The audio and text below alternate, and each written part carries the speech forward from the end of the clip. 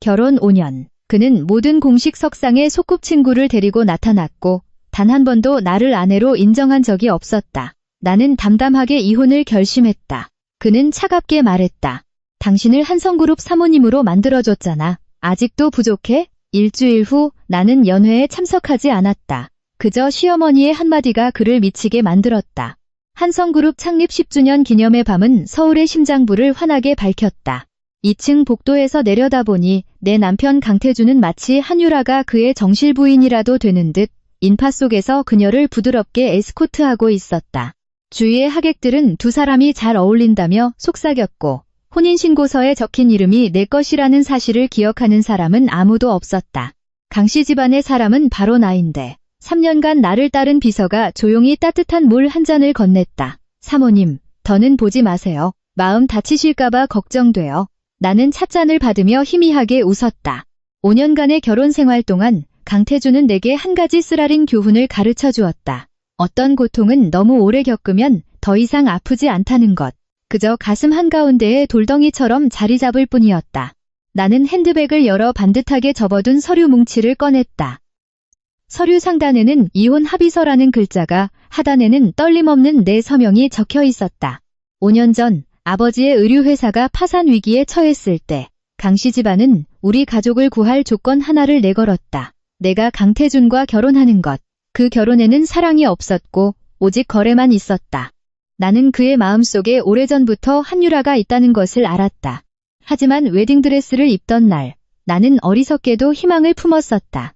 내가 진심을 다하고 충분히 인내하면 언젠가 그가 나를 돌아봐 줄 것이라고. 나는 한 걸음 한 걸음 느리지만 단호하게 계단을 내려갔다. 아무도 내게 인사하지 않았고 아무도 나를 막지 않았다. 강씨 집안에서 내 존재는 언제나 그랬다. 희미하고 조용했다. VIP 라운지의 문을 밀고 들어갔다. 강태준은 소파에 앉아 있었고 한유라는 그의 넥타이를 매만져주고 있었다. 문이 열리는 소리에 그는 고개를 들어 나를 보았다. 낯선 사람을 보는 듯 차갑고 무심한 눈빛이었다. 무슨 일이야? 나는 다가가 유리 테이블 위에 서류 뭉치를 올려놓았다. 한유라는 제목을 힐끗 보더니 안색이 살짝 변했다가 이내 익숙한 연약한 표정으로 돌아왔다. 서연 씨, 오해하지 마세요. 오늘 제가 몸이 좀 안 좋아서 태준 씨가 혼자 두기 걱정된다고 같이 온 거예요. 불편하셨다면 제가 바로 갈게요. 강태준은 미간을 찌푸리며 서류를 펼쳐볼 생각도 하지 않았다. 또 무슨 수작이야? 나는 그의 눈을 똑바로 쳐다보았다. 수작 아니에요. 이혼하고 싶어요. 그는 소파에 등을 기대며 헛웃음을 터뜨렸다. 박서연, 그 방법으로 나를 협박한 게 몇 번이지? 한 번도 협박한 적 없어요. 다만 이번에는 정말로 더는 계속하고 싶지 않아요. 강태준은 벌떡 일어나 내 앞으로 성큼성큼 다가왔다. 그는 내 손목을 거칠게 붙잡았다. 내 위치를 알아야지. 내가 너에게 강태준의 아내라는 명분을 줬고 네 집안이 위기를 넘기게 해줬고 이 집에서 호의호식하게 해줬어. 그런데도 부족해? 대체 뭘 더 원하는 거야? 그의 말 한마디 한마디가 내 마지막 자존심을 베는 칼날 같았다. 결국 지난 5년간 그가 내게 베푼 것은 결혼이 아니라 높은 곳에 있는 자의 동정심이었던 것이다. 나는 아주 천천히 그리고 침착하게 그의 손을 떼어냈다. 저는 존중받고 싶어요. 한유라가 걱정스러운 척 다가와 그의 소매를 끌었다. 태준 씨, 화내지 마세요. 저 때문에 서연 씨가 예민해진 것 같아요. 죄송해요. 제가 먼저 갈게요. 거기 가만히 있어. 강태준은 그녀를 등 뒤로 보내고는 여전히 내게 시선을 고정했다. 박서연, 이런 중요한 날에 너랑 실랑이 할 시간 없어. 서류 들고 돌아가. 제정신일 때 다시 얘기해. 나는 문득 웃음이 나왔다. 그의 말 때문이 아니라 지난 5년간의 내 모습이 우스워서였다. 왜 나는 그가 밤늦게 돌아올 때까지 저녁 식사를 차려놓고 기다렸을까? 왜 고열에 시달리면서도 공항에 그를 마중 나가기 위해 직접 운전대를 잡았을까? 왜 나는 그의 사업관계를 남몰래 정리해 주었을까? 그에게 나는 그저 달래서 조용히 시켜야 할 성가신 여자일 뿐이었는데 저는 당신 생각보다 훨씬 제정신이에요. 나는 말했다. 여기 하루라도 더 머무는 건 제 가치를 떨어뜨리는 일이라는 걸 깨달을 만큼요. 나는 몸을 돌려 밖으로 나갔다. 뒤에서 강태준은 쫓아오지 않았다. 그는 언제나 내가 돌아올 것이라 믿었지만 이번에는 내가 기다리지 않을 차례였다. 호텔 밖, 서울의 하늘에선 갑자기 폭우가 쏟아졌다. 나는 우산도 없이 계단을 내려가며 차가운 빗줄기를 온몸으로 맞았다. 비 덕분에 머릿속은 그 어느 때보다 맑아졌다. 나는 청담동의 고급 빌라, 사람들이 한성그룹 회장 부부의 보금자리라고 부르던 곳으로 돌아왔다. 문이 열리자 집안은 고요하고 호화로웠지만 온기는 전혀 없었다. 나는 곧장 방으로 올라가 옷장을 열었다. 안에는 명품 드레스와 값비싼 구두, 사치스러운 핸드백이 가득했다. 가장 깊숙한 구석에는 내가 시집올 때 가져온 낡은 여행 가방이 있었다. 나는 그것을 끌어냈다.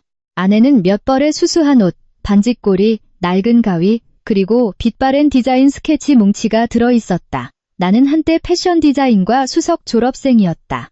교수님들은 끈기만 있다면 나만의 브랜드를 갖게 될 거라고 말씀하셨다. 하지만 강씨 집안에 발을 들인 날, 나는 내 손으로 꿈을 접어 이 가방에 넣었다. 가족이 안정되고 강태준의 냉대가 조금 누그러지면 다시 열어보리라 생각하면서 나는 조용히 짐을 쌌다. 보석도, 핸드백도, 시계도 강씨 집안에 속한 그 어떤 것도 가져가지 않았다. 집사 아주머니가 방문 앞에 서서 떨리는 목소리로 말했다. 사모님, 정말 가시려는 겁니까? 나는 아주머니를 보자 코끝이 찡해졌다. 가야만 해요. 나는 나지막이 말했다. 여기 더 있다간 제가 저 자신을 잃어버릴 것 같아요. 내가 여행 가방을 끌고 거실로 내려왔을 때 시계는 새벽 2시를 향하고 있었다. 바로 그때 밖에서 차가 멈추는 소리가 들려왔다. 문이 열리고 짙은 술 냄새를 풍기며 강태준이 들어왔다. 한유라가 여전히 그의 곁에 바싹 붙어 있었다. 내 손에 들린 여행 가방을 보자 강태준은 잠시 멈칫하더니 이내 입꼬리를 비틀었다. 이번엔 진짜인 척하는 건가? 나는 그를 바라보았다. 내 심장이 마지막으로 한 번 아프게 울렁이다가 이내 잠잠해지는 것을 느꼈다. 이번엔 정말 당신을 버리는 거야. 그날 밤 이후 내 인생은 다른 페이지로 넘어갔다. 강태준은 거실 입구에 우뚝 서 있었다. 내 손에 들린 낡은 여행 가방을 볼 때 그의 눈빛은 어두워졌지만 목소리는 여전히 익숙한 냉기를 유지했다. 정말 갈 생각이야? 나는 고개를 끄덕였다. 그는 비웃었다. 그 웃음소리가 넓은 거실에 울려 퍼져 등골이 서늘해졌다. 박서연, 바깥 세상이 만만한 줄 알아? 이 집에 익숙해진 네가 며칠이나 버티겠어. 금방 돌아오게 될 거야. 한유라가 그의 곁에서 걱정스러운 척 나를 보았다. 서연 씨, 그렇게 화내지 말고 무슨 일이 있으면 차근차근 얘기해요. 이 밤중에 어딜 가시려고요? 나는 그녀를 한참 동안 바라보았다. 지난 5년간 나는 한유라를 미워한 적이 없었다. 하지만 오늘 밤 난생 처음으로 그 가식적인 다정함이 진심으로 역겹게 느껴졌다. 내가 어디를 가든 그건 내 일이에요. 강태준이 한 걸음 다가서며 목소리를 낮췄다. 내 아버님 회사가 무사하길 바란다면 더는 선 넘지 마. 그 말에 심장이 조여왔다. 하지만 이번에는 물러서지 않았다. 이미 다 갚았어요. 강태준은 미간을 찌푸렸다. 뭘 갚아? 전부 다요. 나는 그의 눈을 똑바로 보았다. 지난 5년간 중부지역 계약건들, 강원도에서 있었던 접대 자리들, 그리고 당신이 남부시장을 개척하는 데 도움을 준 인맥들, 전부 제가 나서서 처리한 일들이에요. 그 사람들이 저절로 당신을 도왔을 거라고 생각해요? 강태준은 순간 멈칫했지만 이내 입술을 비틀었다. 내가 모를 줄 알았어? 나는 웃음을 터뜨렸다. 알았다면 5년 내내 저를 혼자 두지는 않았겠죠. 거실의 공기는 순식간에 무겁게 가라앉았다. 나는 여행 가방을 끌고 그의 곁을 지나갔다. 아무도 나를 붙잡지 않았다. 등 뒤에서 거대한 문이 닫혔다. 문 닫히는 소리는 아주 작았지만 내 마음속에서는 모든 것을 단호하게 끊어내는 칼날 소리처럼 들렸다. 밖은 아직 비가 그치지 않았다. 나는 처마 밑에 한참 서 있었다. 망설여서가 아니라 지난 5년간 내 집이었던 곳을 마지막으로 보고 싶었을 뿐이다. 나는 택시를 불렀다. 차가 내 앞에 멈추자 나는 뒤돌아보지 않고 문을 열고 올라탔다. 어디로 갈까요? 성수동의 늘봉 공방으로 가주세요. 기사는 백미러로 나를 의아하게 쳐다봤지만 더는 묻지 않았다. 새벽 2시에 도시는 이상할 정도로 고요했다. 수백 번 지나다녔던 익숙한 거리들이 오늘따라 낯설게 느껴졌다. 나는 입을 꾹 다문 채 가방 손잡이를 꽉 쥐었다. 다시는 돌아올 수 없는 문을 막 넘어선 기분이었다. 공방은 작은 골목 안에 있었다. 5년 전 내 개인 비자금으로 사들였지만 한 번도 돌아오지 않았던 곳이다. 문을 열자 두꺼운 먼지가 날려 기침이 터져나왔다. 불을 켜자 희미한 노란 불빛이 낡은 나무 작업대 위로 쏟아졌다. 색이 바랜 옷감 두루마리들, 먼지 쌓인 재봉틀들. 이 공간은 낯설면서도 익숙했다. 나는 가방을 내려놓았다. 아주 오랜만에 나는 진정으로 숨을 쉬는 것 같았다. 가방을 열어 스케치 뭉치를 꺼내 책상 위에 펼쳤다. 낡았지만 선명한 선들, 지난 5년간 묻어두었던 아이디어들이 갑자기 머릿속에서 살아 움직였다. 나는 의자를 끌어당겨 앉았다. 그날 밤 나는 잠들지 않았다. 사흘 후에도 내 휴대폰은 꺼져 있었다. 나는 모든 사람과의 연락을 끊었다. 정장 대신 투박한 면 옷을 입고 머리를 질끈 묶은 채 공방의 재봉틀을 하나씩 수리하기 시작했다. 손가락이 바늘에 찔려 피가 맺혔지만 아프지 않았다. 결코 돌아오지 않을 남자를 기다리며 저녁 식탁에 홀로 앉아있던 날들에 비하면 이 고통은 아무것도 아니었다. 정확히 7일째 되는 날, 나는 공방문 앞에 작은 간판을 내걸었다. 서연 디자인 스튜디오. 나는 그 간판을 오랫동안 바라보았다. 5년 만에 처음으로 내 이름이 온전히 나에게 속한 공간에 걸렸다. 바로 그날 아침, 내가 첫 번째 옷의 재봉선을 다듬고 있을 때 등 뒤에서 나무 문이 삐걱거리는 소리가 났다. 돌아보았다. 강태준이 문 앞에 서 있었다. 그는 넥타이도 매지 않은 흰 셔츠 차림에 머리가 살짝 헝클어져 있었다. 그는 이 작은 공방을 믿을 수 없다는 듯 둘러보았다. 지금 뭐 하는 거야? 나는 가위를 내려놓았다. 일하는 중이에요. 강태준이 안으로 들어섰다. 그의 구두가 낡은 시멘트 바닥 위에서 마른 소리를 냈다. 박서연, 돌아가. 안 돌아가요? 그는 비좁은 공간을 둘러보며 불쾌감이 가득한 목소리로 말했다. 정말 여기서 지낼 생각이야? 여긴 우리 집 창고보다도 못하잖아. 나는 그를 보았다. 하지만 여긴 제게 속한 곳이에요. 강태준은 몇 초간 침묵했다. 나한테 화난 거지? 화나지 않았어요. 화난 거 알아. 화난 게 아니라 희망이 끝난 거예요. 그 말에 그는 멈칫했다. 강태준이 한 걸음 더 다가오며 목소리를 낮췄다. 얼마를 원해? 나는 웃음을 터뜨렸다. 돈은 필요 없어요. 내가 뭘 해주면 되겠어? 이혼 서류에 도장 찍어줘요. 그는 나를 오랫동안 바라보았다. 그의 눈빛에 처음으로 약간의 흔들림이 스쳤다. 정말 나를 떠나고 싶은 거야? 이미 떠났어요. 공방 안은 재봉틀 바늘이 책상 위를 구르는 소리가 들릴 정도로 조용해졌다.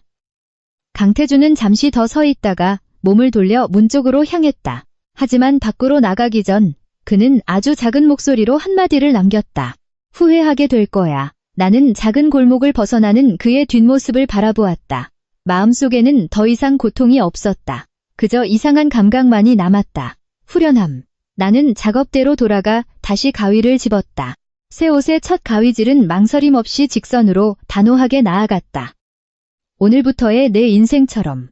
내가 강씨 집안을 떠난 지 8일째 되는 날, 서울은 초여름의 폭염이 시작되었다. 내 작은 공방은 아침부터 찜통처럼 더웠지만 나는 재단용 테이블 앞에 꼼짝 않고 앉아 있었다. 내가 짱이라고 이름 붙인 첫 번째 컬렉션의 디테일을 쉬지 않고 그려나갔다. 그것은 젊음의 강이었고 중도에 막혀버렸던 세월의 강이었으며 다시는 돌아오지 못할 것이라 여겼던 인생의 강이었다. 내게 남은 돈은 많지 않았다. 예전에 모아두었던 비자금 대부분은 5년 전이 낡은 공방을 사는 데 썼다. 요즘 나는 옷감 한마, 실 한 탈에 단추 하나까지 계산하며 썼다. 하지만 이상하게도 궁핍해질수록 정신은 더 맑아졌다. 더 이상 화려한 파티도 자정까지 이어지는 접대도 없었다. 한성그룹 회장의 장식품처럼 나를 바라보던 외부의 시선도 없었다. 그날 아침, 내가 세 번째 디자인 스케치를 수정하고 있을 때 누군가 문을 두드렸다. 나는 원단 배달원인 줄 알고 고개도 들지 않았다. 문 안 잠겼어요. 문이 조심스럽게 열렸다. 등 뒤에서 익숙한 목소리가 들려왔다. 대표님, 나는 돌아보았다. 한성그룹에서 3년간 내 비서로 일했던 민지였다. 그녀는 문가에 서서 커다란 종이 가방을 들고 있었고 눈가는 붉어져 있었다. 늦게 와서 죄송해요. 나는 놀라 그녀를 보았다. 여긴 어떻게 알았어?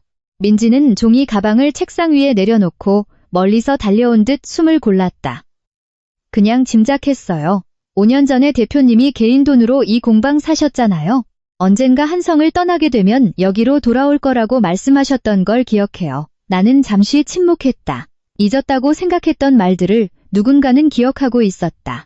민지는 종이 가방을 열었다. 안에는 고급면 원단 멸롤과 전문가용 바늘 세트, 그리고 세실 상자가 들어있었다. 올해 받은 상여금 전부 모은 거예요. 많지는 않지만 쓰실 수 있을 거예요. 나는 그녀를 오랫동안 바라보았다. 민지야, 받을 수 없어. 받으셔야 해요. 민지는 내가 거절할 틈도 주지 않으려는 듯 빠르게 말했다. 지난 3년간 대표님과 일하면서 대표님이 얼마나 대단한 분인지 알아요. 만약 대표님이 여기서 포기하시면 제가 억울해서 못 견딜 거예요. 나는 고개를 돌렸다. 강씨 집안을 떠난 후 처음으로 눈시울이 뜨거워졌다. 고마워. 민지가 웃었다.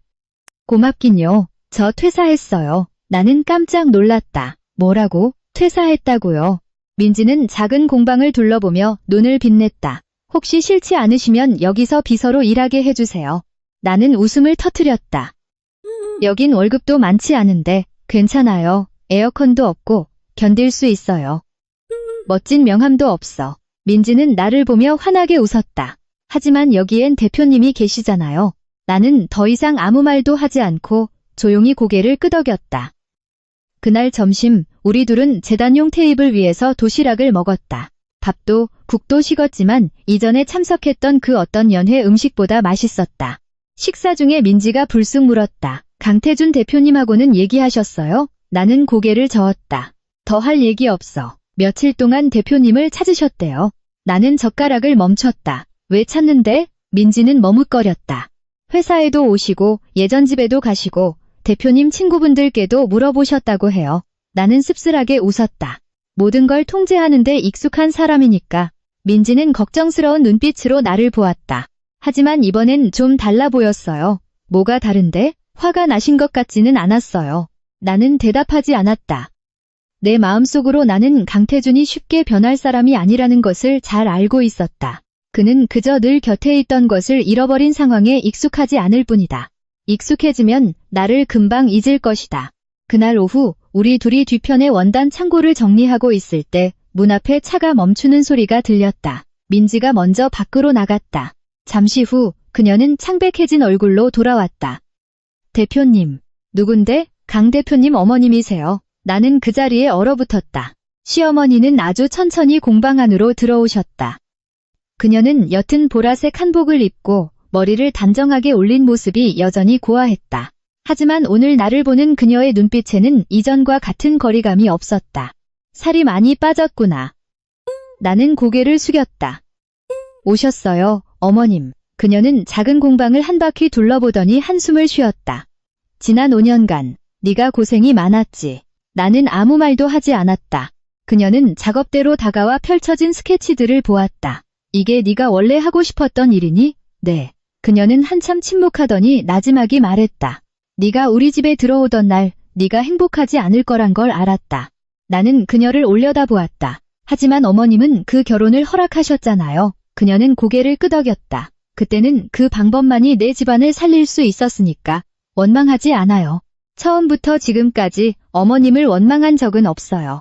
그녀는 테이블 위에 봉투 하나를 올려놓았다. 이건 돈이다. 나는 즉시 고개를 저었다. 받을 수 없습니다. 받아야 한다. 안 받겠습니다. 내 목소리는 차분했지만 단호했다. 저는 더 이상 강씨 집안 사람이 아니에요. 그녀는 나를 오랫동안 바라보다가 천천히 봉투를 다시 거두었다. 너는 여전히 내게 딸 같은 아이란다. 나는 고개를 숙인 채 대답할 말을 찾지 못했다. 그녀는 민지를 돌아보았다. 네가 서연이 비서니? 민지가 고개를 끄덕였다. 네. 그녀는 미소를 지었다. 우리 서연이 좀 잘 부탁한다. 민지는 즉시 대답했다. 네, 어머님. 떠나기 전 그녀는 다시 한번 나를 돌아보았다. 태준이, 그 녀석이 아직 철이 없지만 곧 알게 될 게다. 나는 공방 문 밖으로 사라지는 그녀의 뒷모습을 보았다. 마음속에 형용할 수 없는 감정이 일었다. 마음이 약해진 것은 아니었다. 그저 5년의 세월 끝에 남은 약간의 피로감일 뿐. 그날 저녁 내가 작업대로 돌아왔을 때 마지막 햇살이 창문을 통해 비스듬히 들어와 테이블 가득 펼쳐진 스케치 위로 쏟아졌다. 나는 펜을 집어들고 계속해서 그렸다. 모든 선이 그 어느 때보다 선명하게 나타났다. 이번에는 다른 누구를 위해 그리는 것이 아니었다. 나 자신을 위해 그리고 있었다. 시어머니가 공방을 다녀간 지 사흘 후 나는 이전에 생각지 못했던 사실을 분명하게 느끼기 시작했다. 나를 찾는 것은 강태준뿐만이 아니었다. 수많은 다른 시선들도 이 작은 공방을 향하고 있었다. 낯선 번호로 전화가 오기 시작했다. 예전에 한성그룹과 거래했던 사람들이 불쑥 찾아와 안부를 물었다. 진심으로 걱정하는 사람도 있었고 상황을 떠보려는 사람도 있었지만 진정한 호의를 가지고 오는 사람도 있었다. 그날 아침 내가 강컬렉션의 5번째 디자인의 옷깃을 다듬고 있을 때 민지가 다급한 목소리로 들어왔다. 대표님, 문 밖에 누가 찾아왔어요. 누구?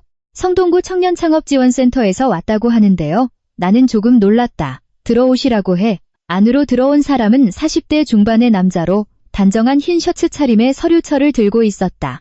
그는 공방을 한 바퀴 둘러보더니 미소를 지었다. 박서연 대표님 맞으시죠? 네. 저는 이진우라고 합니다.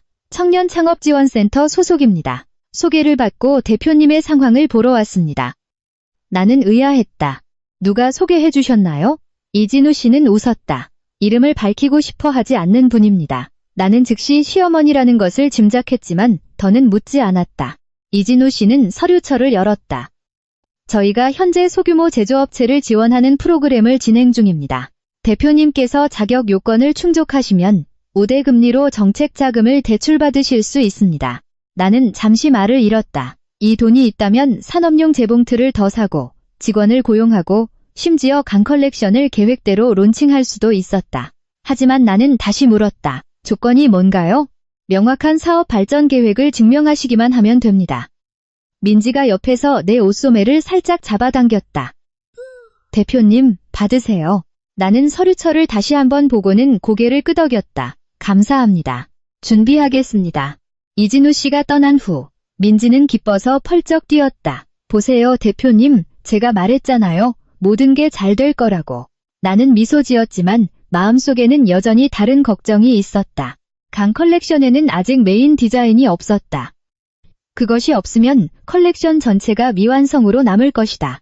그날 오후 민지가 원단을 사러 나간 사이 나는 공방에 홀로 남았다. 모든 스케치를 책상 위에 펼쳐놓고 하나하나 다시 뜯어보았다. 선은 괜찮았고 아이디어도 명확했지만 여전히 무언가 부족했다. 나는 눈을 감았다. 아주 오래된 기억 하나가 떠올랐다. 대학 마지막 학년, 나는 장마철 중부지방을 흐르는 강물에서 영감을 받아 한복 드레스를 디자인한 적이 있었다. 그 드레스는 완성되지 못했다. 바로 그 직후 나는 모든 것을 접고 강태준과의 결혼 생활에 발을 들여야 했기 때문이다. 나는 눈을 떴다. 어쩌면 메인 디자인은 바로 그것일지도 모른다. 나는 즉시 스케치북을 꺼내 처음부터 다시 그리기 시작했다. 바로 그때 공방 문이 벌컥 열렸다. 강태준이 밖에 서 있었다. 이번에는 지난번 같은 흰 셔츠 차림이 아니었다. 평소처럼 검은 정장을 입고 머리도 단정하게 빗어 넘겼지만 눈빛에서는 익숙한 냉기가 사라져 있었다. 또 여긴 무슨 일이에요? 나는 단도직입적으로 물었다. 그가 안으로 들어와 종이 가방 하나를 책상 위에 올려놓았다. 네게 줄 게 있어서. 필요 없어요. 약이야. 나는 멈칫했다. 무슨 약이요? 위장약. 나는 침묵했다. 강태준은 작은 공방을 한 바퀴 둘러보더니 천천히 말했다. 사흘 전, 너 저녁 안 먹었지? 나는 그를 올려다보았다. 어떻게 알아요? 알아. 그의 목소리는 이전과 같은 강압적인 톤이 아니었다. 아주 나지막했다. 전 괜찮아요. 강태준은 대답하지 않았다. 그는 의자 하나를 끌어와 앉았다. 박서연, 돌아가요. 얘기 좀 하고 싶어. 하고 싶지 않아요. 그는 한참 침묵하다가 물었다. 아직도 나한테 화났어? 화나지 않았어요. 그럼 왜 안 돌아오는 건데? 나는 더 이상 당신 아내가 아니니까. 강태준은 주먹을 꽉 쥐었다. 난 아직 이혼 서류에 도장 안 찍었어. 저는 찍었어요. 하지만 난 안 찍었어. 당신 도장은 필요 없어요. 공방은 다시 침묵에 잠겼다. 잠시 후 강태준은 일어섰다. 그는 작업대로 다가와 테이블 가득 펼쳐진 스케치들을 보았다. 정말 다시 시작할 생각이야? 응. 네가 할 수 있을 거라고 생각해? 전에는 해냈었어요. 강태준은 나를 오랫동안 바라보았다. 난 몰랐어. 말한 적 있어요. 그는 대답하지 않고 마치 아주 오래전에 잊어버린 무언가를 기억해내려는 듯 스케치를 한참 동안 응시했다. 마침내 그가 말했다. 박서연, 집에 네가 없으니 익숙하지가 않아. 나는 대답하지 않았다. 저녁에 날 기다려주는 사람이 없어. 나는 여전히 대답하지 않았다. 아침에 커피를 타주는 사람도 없고 나는 그를 보았다. 그런 것들 예전엔 신경도 안 썼잖아요. 강태준은 고개를 숙였다. 이제 신경 쓰여. 나는 고개를 돌렸다. 하지만 너무 늦었어요. 그는 오랫동안 가만히 서 있었다. 마침내 그는 아주 작은 목소리로 말했다. 널 잃고 싶지 않아. 나는 펜을 내려놓았다. 이미 잃었어요. 강태준은 더 이상 아무 말도 하지 않고 몸을 돌려 문으로 향했다. 하지만 떠나기 전 그는 책상 위에 약 봉투를 남겨두었다. 문이 조용히 닫혔다. 나는 약 봉투를 오랫동안 바라보다가 다시 그림을 그리기 시작했다. 강 컬렉션의 메인 한복 드레스가 내 펜 끝에서 서서히 모습을 드러냈다. 그리고 아주 오랜만에 나는 내가 올바른 길을 가고 있음을 분명히 알았다. 강태준이 내 공방을 다녀간 지 2주 후, 강 컬렉션은 거의 절반이 완성되었다. 첫 번째 샘플들이 방 한 구석을 가득 채웠다. 흰색, 남색, 은회색의 원단들이 마치 서로 다른 지역을 흐르는 물줄기처럼 어우러졌다. 민지는 방 한가운데 서서 주위를 둘러보더니 눈을 빛내며 내게 말했다. 대표님, 이 컬렉션은 분명히 큰 반향을 일으킬 거예요. 나는 미소 지었지만 마음속에는 아직 채워지지 않은 빈 공간이 있었다. 메인 디자인은 스케치는 완성되었지만 아직 재단조차 하지 못했다. 재료가 없어서가 아니라 내가 원하는 원단을 찾지 못했기 때문이었다. 그 드레스는 물처럼 가벼우면서도 형태를 유지해야 했고 부드러우면서도 약하지 않아야 했다. 지금의 나 자신처럼. 그날 아침 내가 안동에서 주문한 원단 비용을 계산하고 있을 때 민지의 전화가 울렸다. 그녀는 몇 초간 통화를 하더니 나를 보았다. 대표님, 누가 대표님과 미팅을 잡고 싶대요. 누구? 서울 청년 패션위크 조직위원회에서요. 나는 멈칫했다. 다시 말해봐. 새 컬렉션을 출품할 의향이 있는지 물어보는데요. 나는 몇 초간 아무 말도 할 수 없었다. 청년 패션위크는 내 대학 시절의 꿈이었다. 하지만 그해 지원서를 제출하기 바로 전날 나는 모든 것을 포기하고 강태준과의 결혼에 발을 들여야 했다. 민지가 내 손을 잡았다. 대표님, 하세요. 나는 심호흡을 하고 말했다. 알겠다고 해. 그날 오후 나와 민지는 오토바이를 타고 시내 중심부로 가서 참가 신청을 했다. 참가 서류에 서명할 때 내 손은 아주 미세하게 떨렸다. 두려워서가 아니라 5년 전 끊어졌던 길에 다시 들어서는 기분이었기 때문이다. 돌아오는 길에 민지가 내게 물었다. 강 대표님께는 알리실 건가요? 아니. 하지만 신문에서 보게 되면요. 그건 그 사람 사정이지. 내 모든 결정이 더는 그 사람과 관련되길 원치 않아. 이틀 후 내가 메인 디자인의 가봉을 하고 있을 때 민지가 창백한 얼굴로 달려들어왔다. 대표님, 무슨 일이야? 한유라 씨가 왔어요. 나는 손을 멈췄다. 어디에? 문 밖에요. 나는 몸을 바로 세웠다. 들어오라고 해. 한유라는 새하얀 원피스에 흠 하나 없는 하이힐을 신고 공방으로 들어섰다. 익숙한 향수 냄새가 작은 공간에 퍼졌다. 그녀는 주위를 한 바퀴 둘러보더니 미간을 살짝 찌푸렸다. 정말 여기서 지내요? 나는 대답하지 않았다. 여긴 무슨 일이죠? 한유라가 미소 지었다. 조언해주러 왔어요. 무슨 조언이요? 돌아가라는 조언이요. 나는 웃음을 터뜨렸다. 당신이 그럴 자격이 있다고 생각해요? 한유라는 미소를 잃지 않았다.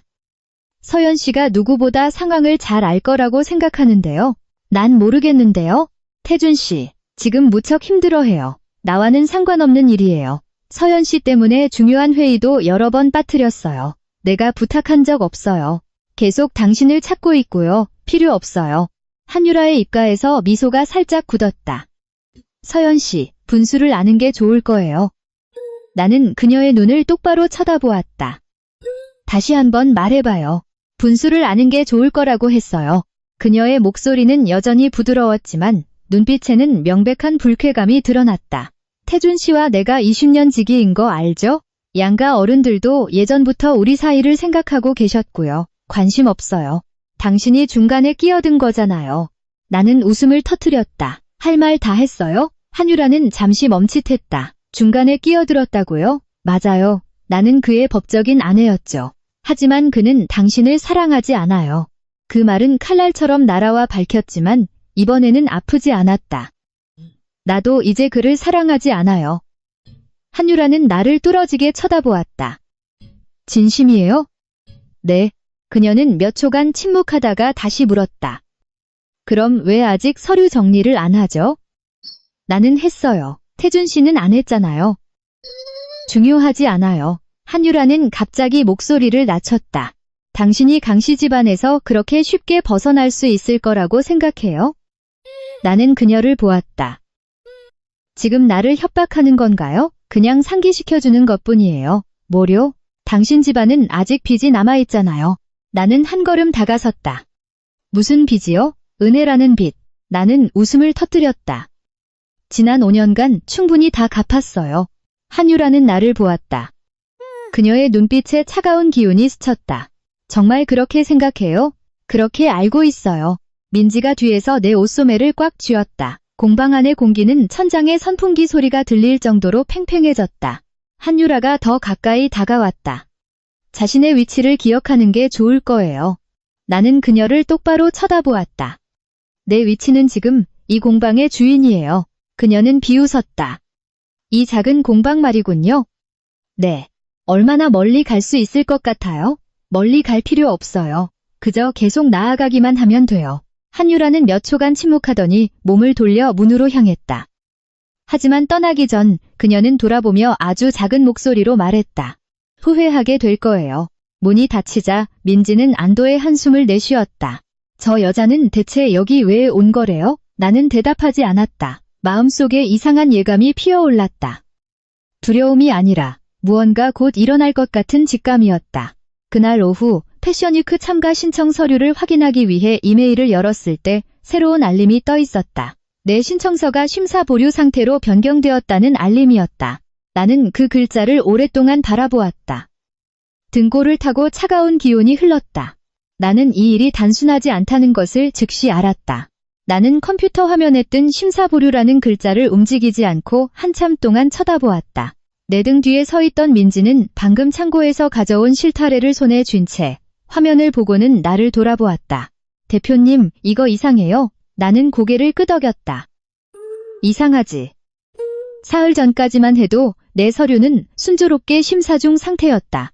조직위원회에서는 샘플 피팅 날짜를 확인하는 전화까지 했었다. 아무 이유 없이 단 반나절 만에 심사 보류로 바뀔 리가 없었다. 민지가 옆에 의자를 끌어와 앉았다. 전화해서 물어보세요. 나는 수화기를 들어 조직위원회의 번호를 눌렀다.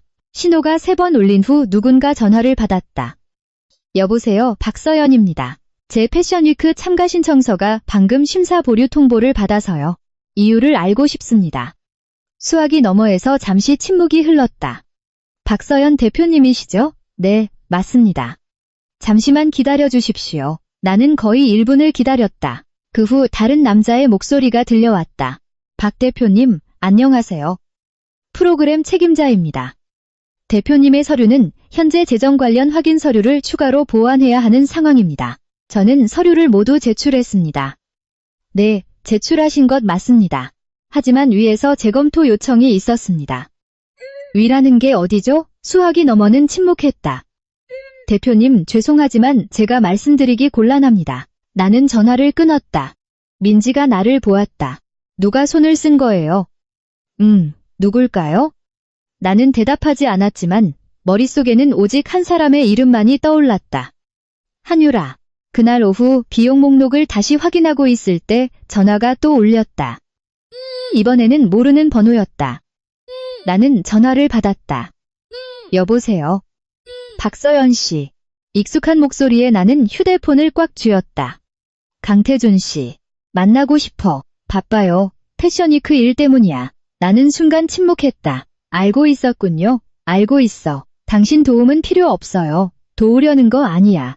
그럼 왜 전화했죠? 확실히 해둘 게 있어서.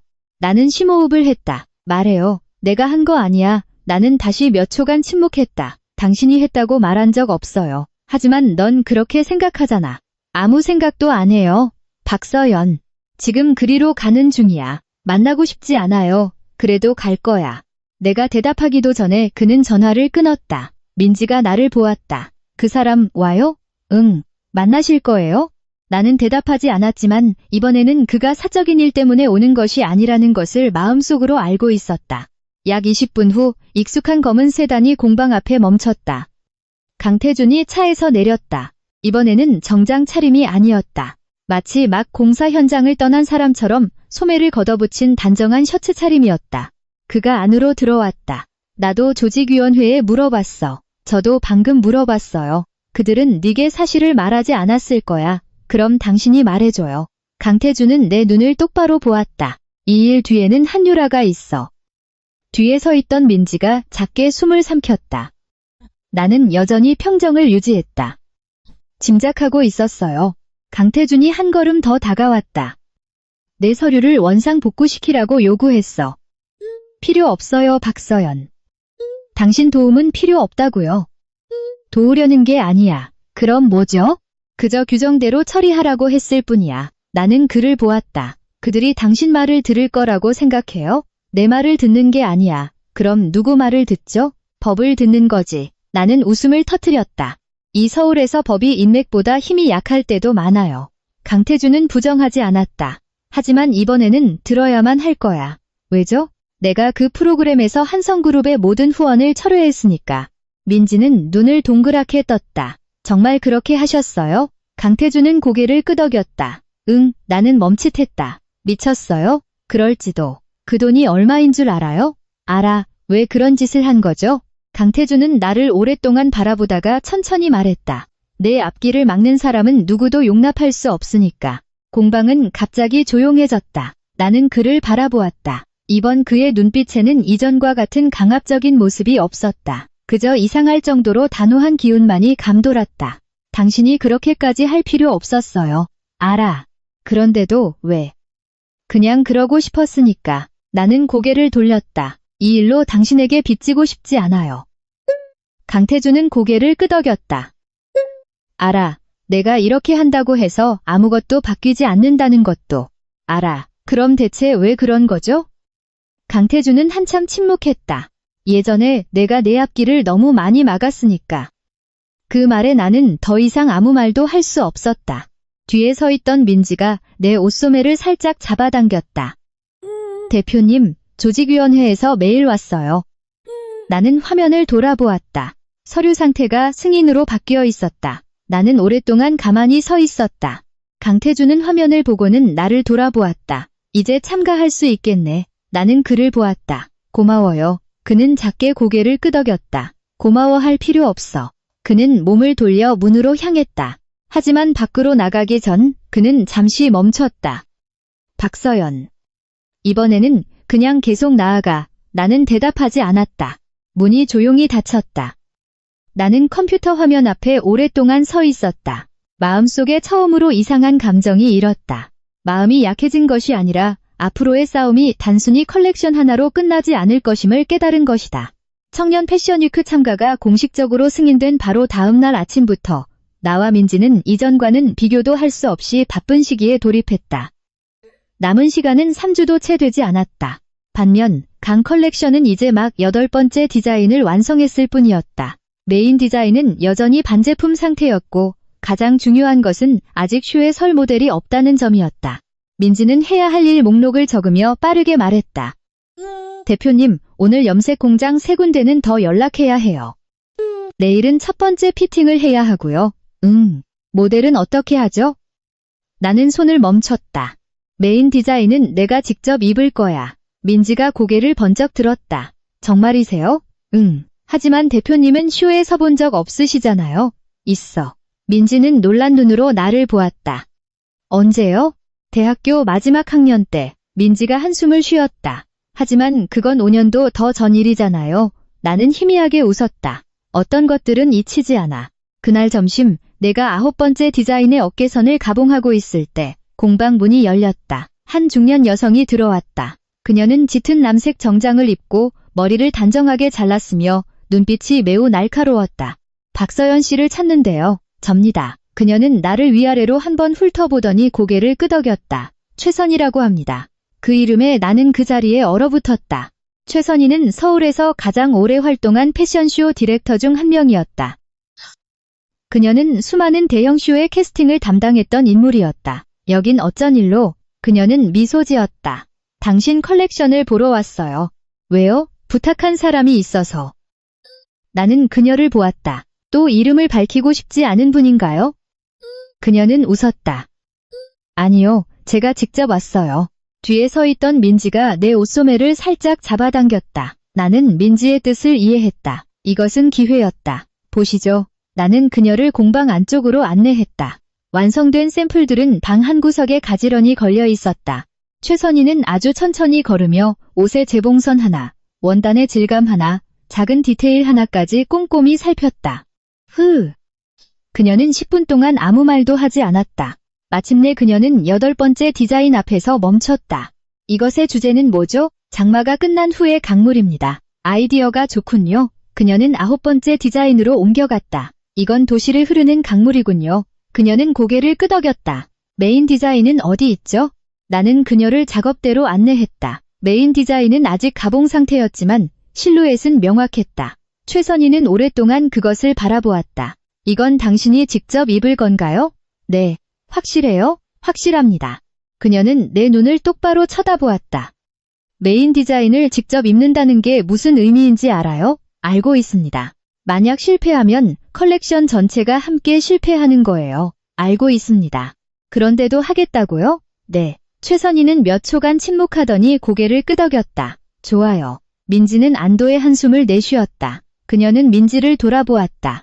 내가 두 사람 모델 캐스팅을 도와주지. 민지는 눈을 동그랗게 떴다. 정말이세요? 그래요? 나는 그녀를 보았다. 왜 저희를 도와주시죠? 최선희는 아주 희미하게 미소 지었다. 당신이 내 젊은 시절을 닮아서. 그날 오후부터 모델 리스트가 작성되기 시작했다. 사흘 동안 10명이 넘는 젊은 모델들이 공방으로 피팅을 하러 왔다. 공방 안은 이전과는 비교할 수 없이 활기차졌다. 웃음소리, 발걸음 소리, 옷감 스치는 소리가 끊임없이 울려 퍼졌다. 나흘째. 피팅이 거의 끝나갈 무렵 새로운 모델 한 명이 들어왔다. 민지가 그녀를 보고는 나를 돌아보았다. 대표님. 나는 고개를 들었다. 문가에 한유라가 서 있었다. 그녀는 검은 드레스에 머리를 낮게 묶고 마치 이곳이 자신이 있어야 할 곳이라는 듯 평온한 눈빛이었다. 피팅하러 왔어요. 나는 그녀를 보았다. 여긴 당신을 뽑지 않았어요. 내가 불렀어요. 최선희가 뒤에서 나타났다. 나는 그녀를 돌아보았다. 왜죠? 최선희는 간단하게 대답했다. 그녀가 한 디자인에 어울리니까. 한유라가 방 한가운데로 들어섰다. 딱 한 벌만 입을 거예요. 동의할 수 없어요. 나는 즉시 말했다. 최선희가 나를 보았다. 이건 일이야. 하지만 이건 제 컬렉션이에요. 맞아. 그럼 제가 결정해요. 방 안의 공기가 갑자기 팽팽해졌다. 한유라가 나를 보았다. 태준 씨 때문에 온 거 아니에요. 그 사람 얘기는 꺼내지도 않았어요. 이 컬렉션 때문에 왔어요. 믿지 않아요. 한유라는 잠시 침묵하더니 천천히 말했다. 그럼 제가 걷는 걸 한번 보세요. 최선희가 고개를 끄덕였다. 좋아. 나는 아무 말도 하지 않고 서 있었다. 민지가 한유라에게 피팅용 샘플을 건넸다. 그녀는 아주 빠르게 옷을 갈아입었다. 그녀가 밖으로 나왔을 때 공방 전체가 침묵에 잠겼다. 그녀는 정말로 그 디자인에 잘 어울렸다. 하지만 나는 여전히 말했다. 안 돼요. 최선희가 나를 보았다. 왜지? 믿을 수 없는 사람은 쓰지 않아요. 한유라가 내 눈을 똑바로 쳐다보았다. 제가 두려우세요? 나는 웃음을 터뜨렸다. 난 아무도 두렵지 않아요. 그럼 쇼에 세워줘요. 말했잖아요. 안 된다고. 공방 안의 공기는 활시위처럼 팽팽해졌다. 마침내 최선희가 입을 열었다. 결정은 박서연 씨가 하는 거야. 한유라는 나를 다시 한번 쳐다보고는 몸을 돌려 문으로 향했다. 하지만 떠나기 전 그녀는 아주 작은 목소리로 말했다. 내가 필요하게 될 거예요. 문이 닫혔다. 민지가 나를 보았다. 대표님, 정말 괜찮으시겠어요? 나는 골목 밖으로 사라지는 그녀의 뒷모습을 보았다. 괜찮아. 하지만 마음속으로 나는 이 일이 아직 끝나지 않았음을 잘 알고 있었다. 한유라의 예기치 않은 등장 이후 공방의 분위기는 눈에 띄게 달라졌다. 민지는 말이 줄었고 최선희는 관찰하는 시간이 늘었으며 나는 강 컬렉션 주위에 조용히 형성되고 있는 기묘한 압박감을 느끼기 시작했다. 누구도 입 밖으로 내지 않았지만 모두가 한유라의 등장이 우연이 아니라는 것을 알고 있었다. 다음 날 아침, 공방문을 열자마자 문 앞에 커다란 상자 하나가 놓여 있었다. 보낸 사람도 메모도 없었다. 민지가 다가와 확인했다. 대표님, 어디서 온 건지 안 적혀 있어요. 나는 몸을 숙여 상자를 열었다. 안에는 내가 지난 2주간 찾아 헤맸지만 어디에서도 구할 수 없었던 은은한 청은색으로 그라데이션 염색된 최고급 실크 원단이 들어있었다. 민지가 나를 보았다. 누가 도와준 걸까요? 나는 고개를 저었다. 공짜 도움은 없어. 민지가 상자 모서리를 뒤적이더니 작은 카드를 발견했다. 나는 카드를 집어들었다. 손으로 쓴 단 한 줄의 글씨만 있었다. 메인 디자인을 위해. 서명은 없었다. 하지만 나는 누구인지 알았다. 강태준. 민지가 나를 보았다. 대표님, 이거 받으실 거예요? 나는 원단을 오랫동안 바라보았다. 이것이야말로 내가 필요로 했던 원단이었다. 비슷한 것이 아니라 메인 디자인에 완벽하게 맞는 유일한 종류였다. 나는 천천히 말했다. 받을 거야. 민지는 안도의 한숨을 쉬었다. 다행이다. 나는 원단을 다시 한번 바라보고는 부드러운 실크 표면에 조심스럽게 손을 얹었다. 이 컬렉션을 시작한 이래 처음으로 나는 메인 디자인이 비로소 완성될 수 있음을 느꼈다. 그날 점심, 최선희가 평소보다 일찍 공방에 돌아왔다. 그녀는 들어오자마자 책상 위에 실크 두루마리를 보고는 그 자리에 멈췄다. 이 원단, 어디서 구했어요? 누가 보내줬어요? 누가요? 묻지 않았어요. 최선희는 나를 한참 동안 바라보다가 나지막이 말했다. 당신, 보호받고 있군요. 나는 고개를 저었다. 누구의 보호도 필요 없어요. 최선희는 더 이상 아무 말도 하지 않았지만 나를 보는 그녀의 눈빛에는 또 다른 생각이 스치는 듯했다. 그날 오후는 진짜 실크로 메인 디자인의 첫 가봉을 하는 날이었다. 민지가 원단을 잡아주었고 최선희는 뒤에서 나의 모든 가위질을 지켜보았다. 마지막 재단이 끝났을 때 세 사람 모두 잠시 침묵했다. 최선희가 먼저 말했다. 이건 이번 쇼에서 가장 강력한 작품이 될 거예요. 민지가 환하게 웃었다. 그럴 줄 알았어요. 나는 아무 말도 하지 않았다. 기쁘지 않아서가 아니라 마음속에 마치 거대한 전환점 앞에 서 있는 듯한 이상한 기분이 들었기 때문이었다. 그날 밤, 나와 민지가 공방을 정리하고 있을 때 내 전화가 울렸다. 강태준의 번호였다. 나는 화면을 잠시 바라보다가 전화를 받았다. 여보세요? 받았어? 받았어요. 네가 원하던 거 맞아? 맞아요. 그럼 됐어. 나는 잠시 침묵했다. 고마워요. 강태준은 바로 대답하지 않았다. 잠시 후 그가 말했다. 널 돕는 게 아니야. 알아요. 그저 내게 속한 걸 보냈을 뿐이야. 알아요. 박서연, 가서 봐도 될까? 나는 순간 망설였다. 그럴 필요 없어요. 강태준은 침묵했다. 그냥 밖에서 보고만 있을게. 싫어요. 수화기 너머에서 더 이상 말이 들리지 않았다. 잠시 후 그가 아주 작은 목소리로 말했다. 알겠어. 전화가 끊겼다. 민지가 나를 보았다. 정말 그 사람이 원단 보낸 거예요? 응. 오지 말라고 하셨어요? 응. 민지가 한숨을 쉬었다. 대표님, 정말 단호하시네요. 나는 희미하게 웃었다. 단호하지 않으면 여기까지 올 수 없었어. 이틀 후, 쇼가 열릴 동대문 디자인 플라자 DDP에서 첫 번째 전체 리허설이 열렸다. 내가 백스테이지에 들어섰을 때 아주 오랜만에 쇼장의 익숙한 공기 속에 다시 서게 되었다. 조명, 구두 소리, 다급하게 서로를 부르는 목소리, 옷 짚어 올리는 소리가 끊임없이 울려 퍼졌다. 최선희가 내 옆을 걸었다. 마음의 준비는 됐어요? 네, 당신이 피날레를 장식할 거예요. 나는 고개를 끄덕였다. 바로 그때 복도 끝에서 익숙한 인형이 나타났다. 한유라. 그녀는 흰색 무대 의상을 입고 가슴에는 쇼의 공식 모델증을 달고 있었다. 내 뒤에 서 있던 민지가 작게 말했다. 대표님. 나는 최선희를 보았다. 그녀를 부르셨어요? 최선희가 고개를 저었다. 아니요. 그럼 왜 여기 있는 거죠? 다른 디자이너의 모델이에요. 한유라가 내게 다가왔다. 오랜만이네요. 바빠서요. 여전히 뻣뻣하시네요. 전 항상 그랬어요. 한유라가 미소 지었다. 잠시 후 무대에서 잘하기를 바랄게요. 그녀는 내게 몸을 더 가까이 숙였다. 만약 런웨이에서 넘어지면 아주 보기 흉할 테니까요. 나는 그녀의 눈을 똑바로 쳐다보았다. 나는 넘어지지 않아요. 한유라는 아주 가볍게 웃고는 몸을 돌려 떠났다. 민지가 내 팔을 잡았다. 조심하셔야 해요.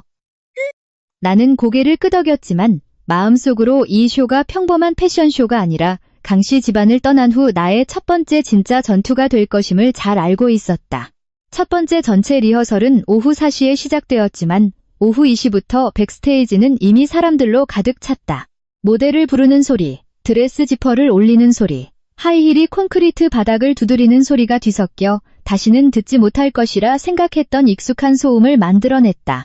민지는 내 곁에 바싹붙어 런웨이 순서가 적힌 목록을 들고 사소한 디테일 하나하나를 계속해서 상기시켰다. 대표님, 3번 모델은 소매를 수정해야 해요. 6번 모델은 굽을 ECM 낮은 걸로 바꿔야 하고요. 메인 의상은 제가 따로 걸어뒀어요. 잘했어.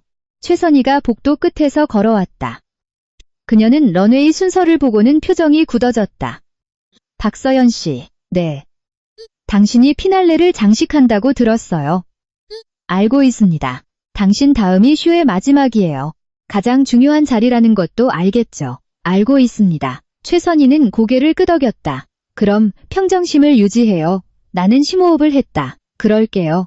리허설은 생각보다 순조롭게 진행되었다. 강 컬렉션의 모델들이 순서대로 런웨이에 나섰다.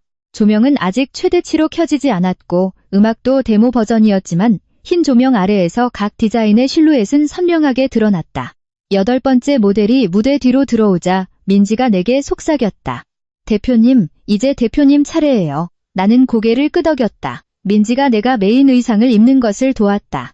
청은색 실크가 어깨 위로 흘러내리는 감촉이 너무나 가벼워 마치 진짜 강물을 몸에 걸치는 듯한 기분이었다. 거울 앞에 서서 나는 오랫동안 내 자신을 바라보았다.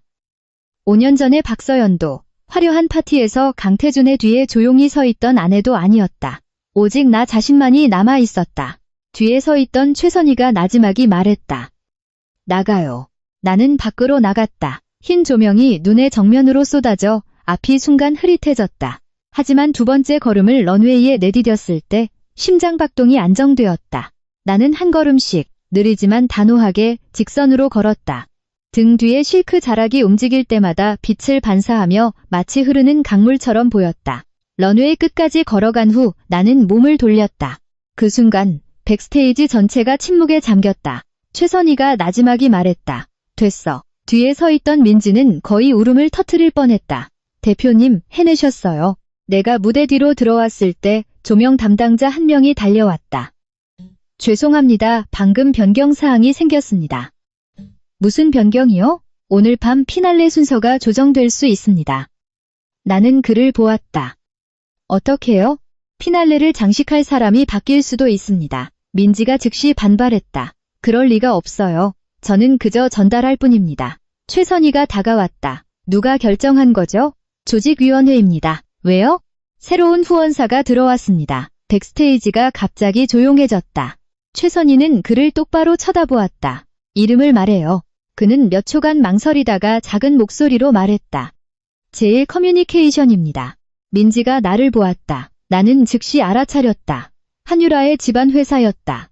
최선희가 나를 돌아보았다. 어떻게 할 건가요? 나는 천천히 말했다. 저는 예정대로 무대에 설 거예요. 하지만 그들이 당신 순서를 바꾼다면요? 그래도 설 거예요. 민지가 내 손을 잡았다. 대표님, 나는 민지를 보았다. 포기 안 해. 리허설은 시작할 때보다 무거운 분위기 속에서 끝났다. 내가 옷을 갈아입고 복도로 나왔을 때 관객석 끝에 강태준이 서 있는 것을 보았다. 그는 백스테이지로 들어오지 않고 멀리서 나를 지켜보고 있었다. 내가 다가가자 그가 말했다. 무슨 일로 왔죠? 보러 왔어. 밖에서만 보겠다고 했잖아요. 그래도 보고 싶었어. 강태준은 잠시 침묵하다가 물었다. 내 순서를 바꿨다며. 그럴지도 몰라요. 한유라가 한 짓이야. 짐작하고 있었어요. 강태준은 런웨이를 한참 바라보다가 나지막이 말했다. 내가 처리할게. 필요 없어요. 박서연. 당신이 처리해줄 필요 없다고요. 네가 부당하게 당하는 걸 보고 싶지 않아. 나도 당신에게 의지하고 싶지 않아요. 강태준은 나를 오랫동안 바라보았다. 그는 이해한다고 했지만 그의 눈빛은 그것을 진정으로 받아들이지 못하는 것 같았다. 떠나기 전 그는 아주 작은 목소리로 한마디를 남겼다. 만약 그들이 내 순서를 바꾸면 이 쇼가 열리지 못하게 할 거야. 나는 멈칫했다. 그런 짓 하지 마요. 할 거야. 필요 없다고요. 강태준은 대답하지 않고 몸을 돌려 떠났다. 뒤에서 민지가 그의 뒷모습을 보며 말했다. 저분, 진심인 것 같아요. 나는 다시 런웨이를 바라보았다. 마음속으로 나는 내일 밤의 본 쇼가 모든 것을 결정할 것임을 잘 알고 있었다. 단순히 런웨이 위에서의 순서뿐만 아니라 내 인생에서의 내 위치를. 공식 쇼는 저녁 7시에 시작되었지만 오후 5시부터 백스테이지는 이미 사람들로 가득 찼다. 분위기는 어제의 리허설보다 훨씬 더 긴장감이 감돌았다. 디자이너들은 쉴 새 없이 오갔고 모델들은 계속해서 옷을 갈아입었으며 스태프들은 평소보다 2배는 빠른 속도로 조명, 음향, 무대를 점검했다. 나는 분장실 구석에 서서 내 앞에 걸린 메인 의상을 바라보았다. 강태준이 보내준 청은색 실크 위에 가만히 손을 얹었다. 민지가 다가와 작지만 다급한 목소리로 말했다. 대표님, 조직위원회에서 아직 최종 순서를 발표하지 않았어요. 아직 결정이 안 났다는 뜻이에요. 괜찮아. 민지가 나를 보았다. 어떻게 그렇게 침착하세요? 더 이상 잃을 게 없으니까. 민지는 더 이상 말하지 않았지만 눈빛에는 여전히 걱정이 가득했다. 최선희가 몇 분 후 들어왔다. 그녀는 나를 오랫동안 바라보다가 천천히 말했다. 방금 회의가 끝났어요. 결론은 당신이 예정대로 피날레를 장식하는 걸로. 민지는 안도의 한숨을 내쉬었다. 다행이다. 나는 최선희를 보았다. 그녀가 고개를 끄덕였다. 하지만 그들은 불쾌해하고 있어요. 그들이 기분 좋으라고 하는 거 아니니까요. 최선희는 희미하게 미소 지었다. 그 대답 마음에 드는군요.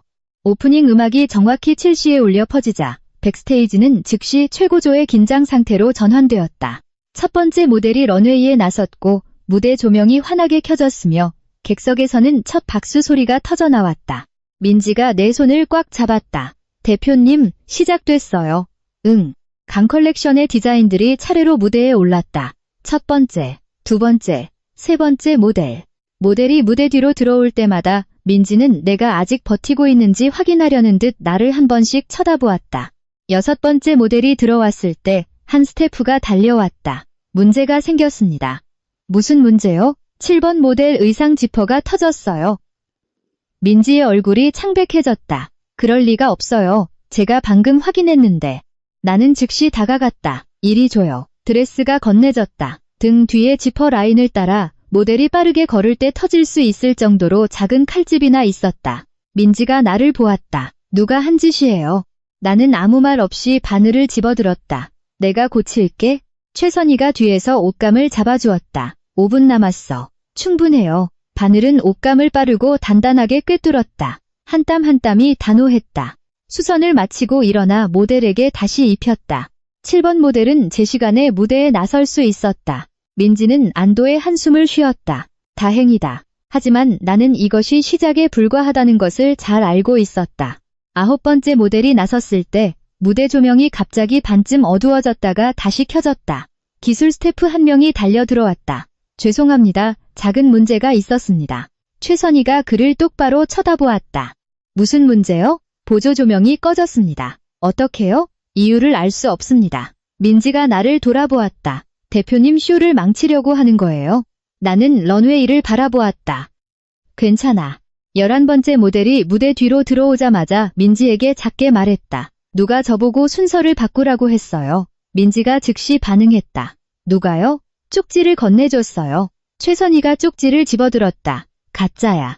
나는 쪽지를 보고 말했다. 원래 순서대로 진행해. 11번째 모델은 예정대로 무대에 나섰다. 민지가 나를 돌아보았다. 이렇게까지 하는데도 대표님은 어떻게 평정을 유지하실 수 있어요? 나는 내 앞에 걸린 메인 의상을 보았다. 그들이 두려워하고 있다는 걸 아니까. 뭘 두려워하는데요? 이 컬렉션이 성공하는 걸. 마침내 마지막 한 벌 메인 의상만 남았다. 민지가 내가 옷을 입는 것을 도왔다. 그녀의 손이 미세하게 떨렸다. 대표님, 너무 걱정돼요. 나는 그녀의 어깨에 손을 얹었다. 괜찮아. 최선희가 뒤에서 마지막으로 내 옷깃을 정리해 주었다. 나가요. 나는 무대 가장자리로 걸어갔다. 바로 그때 등 뒤에서 목소리가 들렸다. 박서연 씨. 나는 돌아보았다. 한유라가 거기에 서 있었다. 그녀는 긴 흰색 드레스를 입고 언제나처럼 평온한 눈빛이었다. 행운을 빌어요. 필요 없어요. 필요하게 될 거예요. 왜죠? 필요할 테니까요. 나는 그녀의 눈을 똑바로 쳐다보았다. 나는 넘어지지 않아요. 한유라가 미소 지었다. 그러길 바라죠. 피날레 음악이 울려 퍼졌다. 나의 신호였다. 나는 밖으로 나섰다. 무대 조명이 일제히 켜졌다. 객석은 순간 침묵했다가 이내 웅성거리는 소리가 터져나왔다. 나는 한 걸음씩 느리고 단호하게 직선으로 걸었다. 등 뒤에 청은색 실크가 진짜 강물처럼 움직였다. 런웨이 중앙에 섰을 때 나는 객석을 내려다보았다. 맨 앞줄에서 강태준이 자리에서 일어나고 있었다. 맨 앞줄에서 강태준이 일어나는 것을 본 순간 내 걸음은 반박자 멈칫했다. 놀라서가 아니었다. 그 순간 그의 눈빛이 내가 이전에 보았던 그 어떤 눈빛과도 완전히 달랐기 때문이다. 더 이상 차갑지도 멀게 느껴지지도 않았다. 마치 저 넓은 런웨이에 오직 나 하나만 존재하는 것처럼 그의 모든 집중이 내게로 쏠려 있었다. 나는 계속해서 걸었다. 런웨이에 내딛는 모든 걸음이 이전보다 더 단단했다. 음악 소리는 고조되었고 조명은 내 등 뒤 실크 자락의 모든 움직임을 따라다녔다. 내가 마지막 지점에 멈춰섰을 때 객석 전체가 다시 한번 침묵에 잠겼다가 이내 박수 소리가 터져나왔다. 의례적인 박수가 아니라 진정한 박수 소리였다. 나는 몸을 돌렸다. 아주 오랜만에 대학 시절 꿈꾸었던 바로 그 감정을 느꼈다. 누군가의 뒤에 서 있는 것도 누군가의 옆에서 걷는 것도 아닌 오직 내 힘으로 앞으로 나아가는 느낌. 내가 무대 뒤로 들어오자 민지가 나를 와락 껴안았다. 대표님 성공이에요. 뒤에 서 있던 최선희가 고개를 끄덕였다. 아주 좋았어요. 내가 미처 무슨 말을 하기도 전에 한 스태프가 달려왔다. 조직위원회에서 대표님을 지금 바로 뵙자고 합니다. 민지는 즉시 긴장했다. 또 무슨 일인데요? 나는 그 스태프를 보았다. 어디죠?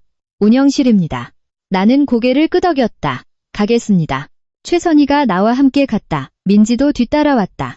운영실에 들어섰을 때 세 사람이 앉아 있는 것이 보였다. 한 명은 조직위원회 대표, 다른 한 명은 후원사 대표였다. 그리고 나머지 한 사람은 나를 순간 멈칫하게 만들었다.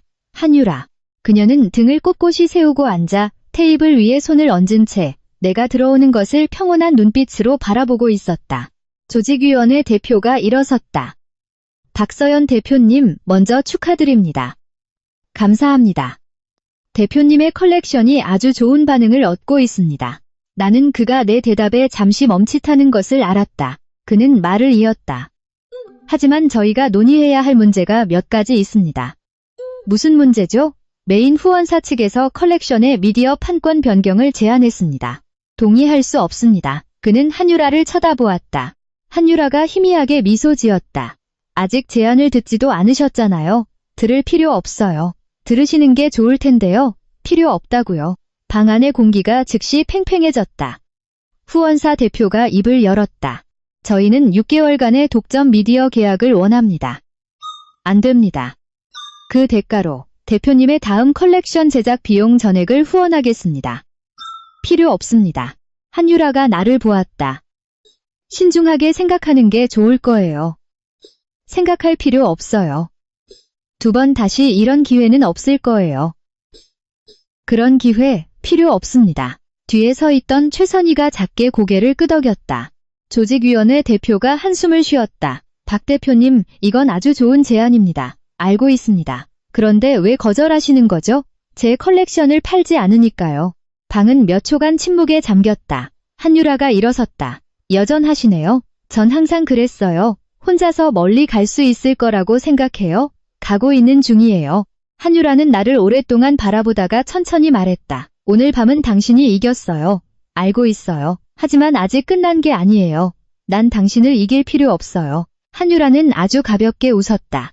필요하게 될 거예요. 그녀는 몸을 돌려 방을 나갔다. 그녀가 떠난 후 조직위원회 대표는 의례적인 말을 몇 마디 더 하고는 미팅을 끝냈다. 내가 운영실 밖으로 나왔을 때 민지는 기뻐서 거의 펄쩍 뛸 뻔했다. 대표님, 기자들이 대표님을 찾고 있어요. 알아, 유명 잡지사도 몇 군데나 왔어요. 알아, 이제 스타가 되셨어요. 나는 민지를 보았다. 이제 막 시작했을 뿐이야. 바로 그때 복도 끝에 강태준이 나타났다. 그는 마치 오랫동안 그곳에서 기다린 것처럼 가만히 서서 나를 보고 있었다. 민지와 최선희가 우리 둘만의 공간을 만들어주기 위해 먼저 자리를 피하자 나와 그 사람만이 서로를 마주보고 서 있었다. 강태준이 한 걸음 다가왔다. 해냈구나. 네, 네가 해낼 줄 알았어. 저도 알고 있었어요. 강태준은 희미하게 웃었다. 5년 전에는 몰랐어. 나는 그를 보았다. 맞아요.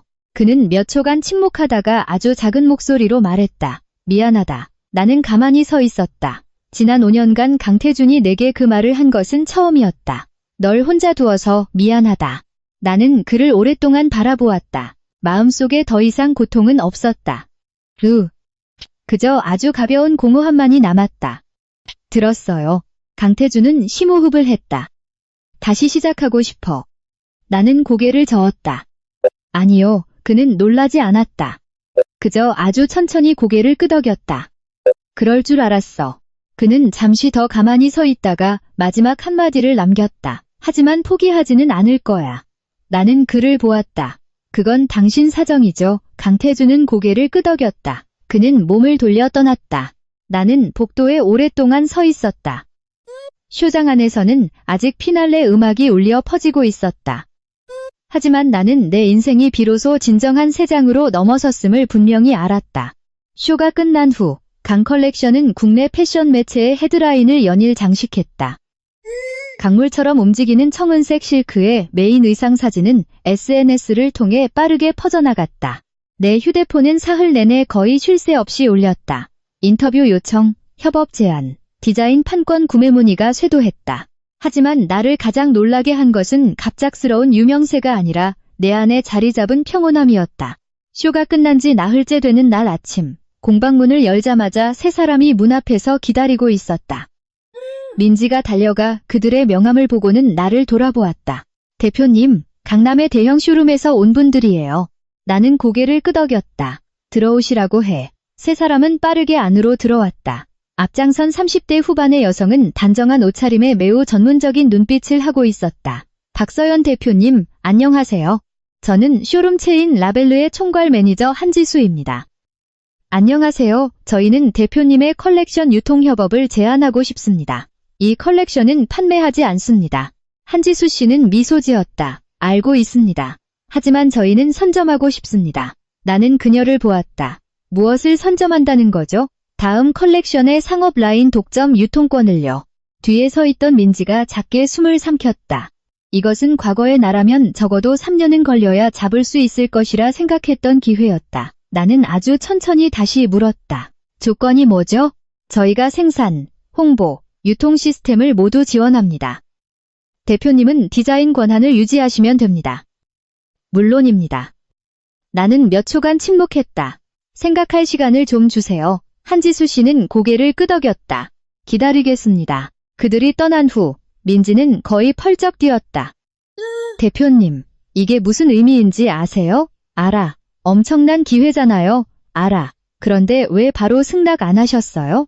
그들이 내 컬렉션을 필요로 하는 건지 아니면 내 이름을 필요로 하는 건지 아직 확신이 없어서. 민지는 침묵했다. 나는 작은 공방을 둘러보았다. 너무 빨리 가고 싶지 않아. 그날 점심, 최선희가 공방에 다시 찾아왔다. 그녀는 평소처럼 말이 많지 않았다. 그저 내 작업대 옆 나무 의자에 앉아 주위를 한 바퀴 둘러보았다. 정말 빨리 변하는군. 전 변한 게 없어요.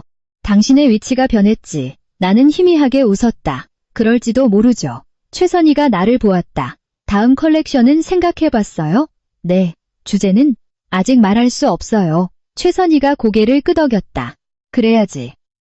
왜요? 확실해지기 전에는 말하지 마. 나는 그녀를 보았다. 겪어보셨군요. 최선희는 아주 가볍게 웃었다. 너무 일찍 말해서 컬렉션 하나를 통째로 잃어본 적이 있지. 나는 침묵했다.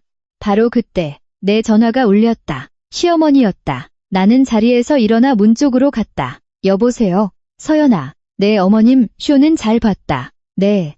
아주 잘했더구나. 감사합니다, 어머님. 그녀는 몇 초간 오늘 시간 괜찮니? 오후에는 괜찮아요. 집에 와서 나랑 저녁 먹지 않겠니? 나는 잠시 가만히 서 있었다. 식사만 하는 거란다. 나는 그 의미를 알았다. 다른 사람은 아무도 없어. 나는 심호흡을 했다. 네, 알겠습니다. 그날 오후 내가 청담동의 그 집에 거의 한 달 만에 처음으로 들어섰을 때 마음속 기분은 이상했다. 이전처럼 무겁지도 않았지만 그렇다고 익숙하지도 않았다. 시어머니가 문 앞에서 나를 맞았다. 왔구나. 네. 그날 저녁 식사는 단둘이서 했다. 시어머니는 예전처럼 내게 반찬을 하나하나 덜어주셨지만 이번에는 이전과 같은 거리감이 없었다. 식사가 끝난 후 그녀는 젓가락을 내려놓고 나를 오랫동안 바라보았다. 서연아, 네. 내가 왜 너를 불렀는지 아니? 짐작은 가요. 한번 말해보렴. 이혼 문제 때문에요. 그녀는 고개를 끄덕였다. 태준이가 아직 도장을 찍지 않았어. 알고 있어요. 정말로 이혼하고 싶은 거니? 네. 그녀는 나를 오랫동안 바라보았다. 만약 내가 다시 한번 생각해보라고 한다면 어떻겠니? 나는 침묵했다. 망설여서가 아니라 내 대답이 그녀를 슬프게 할 것을 알았기 때문이었다.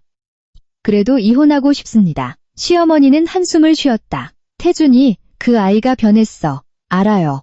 기회를 한번 주지 않겠니?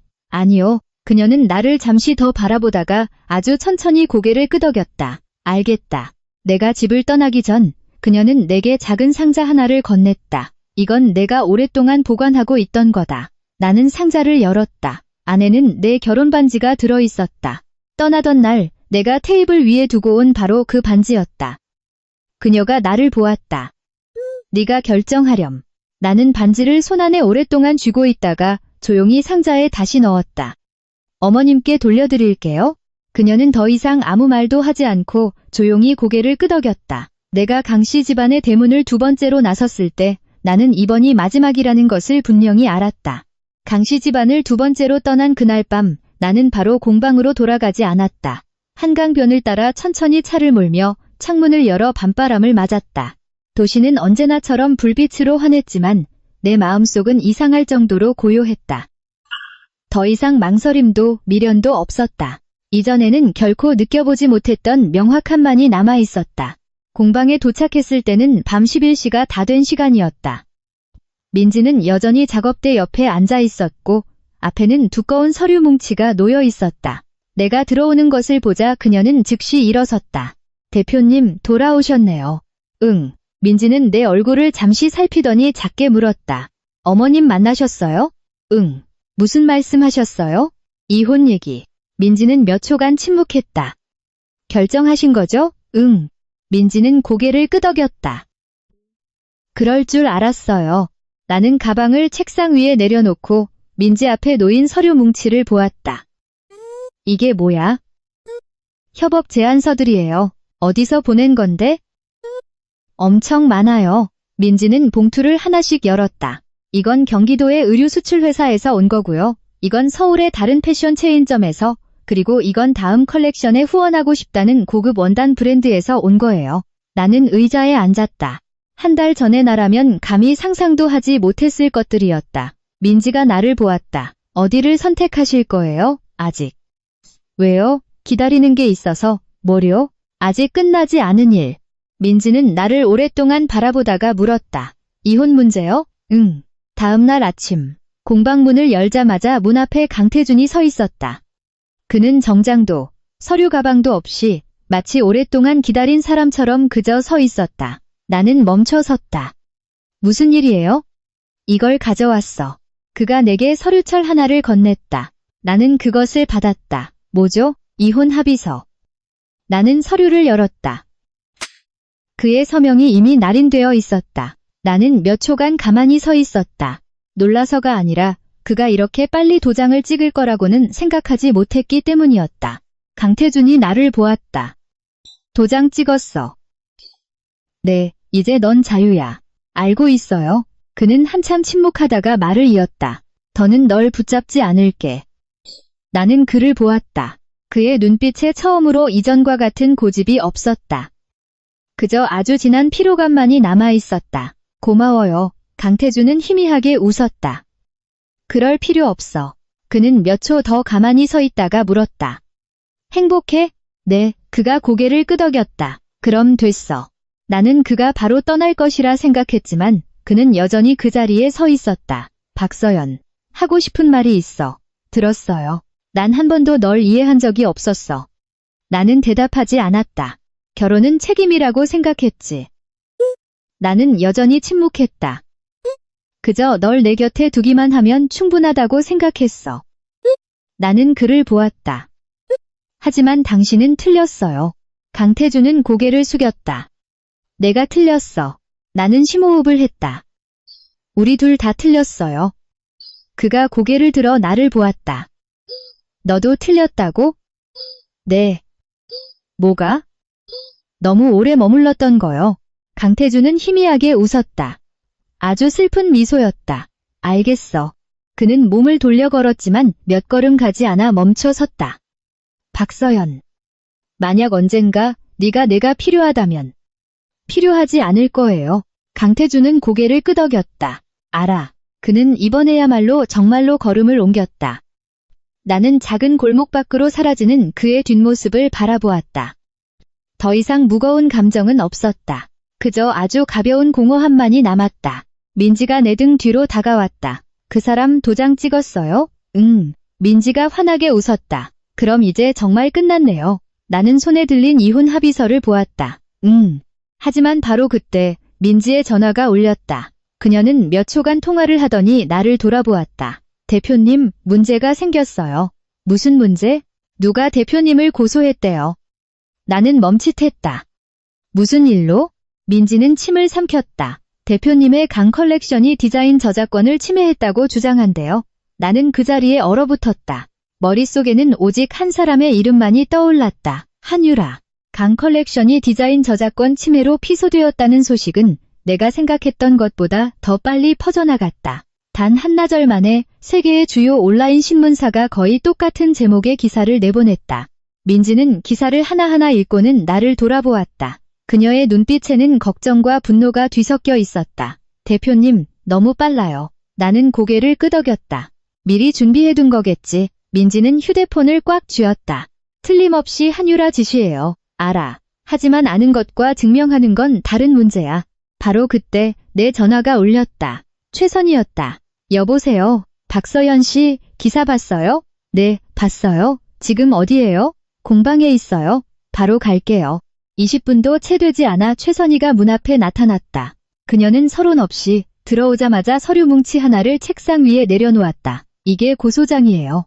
나는 서류를 열었다.